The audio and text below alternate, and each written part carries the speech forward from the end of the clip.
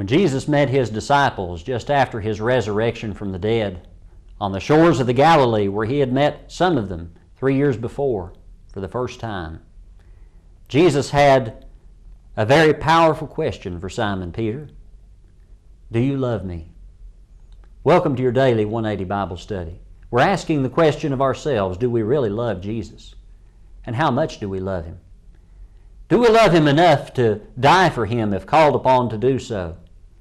But also, we might ask this question, do you love him enough to live for him?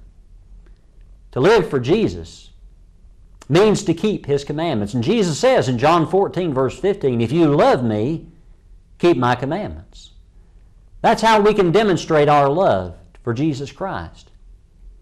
But we also do that by loving one another. In John 15, Jesus tells his disciples, this is my commandment, that you love one another as I have loved you.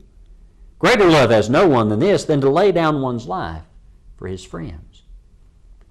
In doing this, we demonstrate our love for Jesus Christ. We also demonstrate our love for him by accepting the responsibilities that he offers us. In John chapter 21, when Jesus had this confrontation with Peter, when he asked him this question, do you love me? And Peter responded always in the affirmative, yes, Lord, you know that I love you. Jesus tells him, I want you to tend my sheep. I want you to feed my lambs.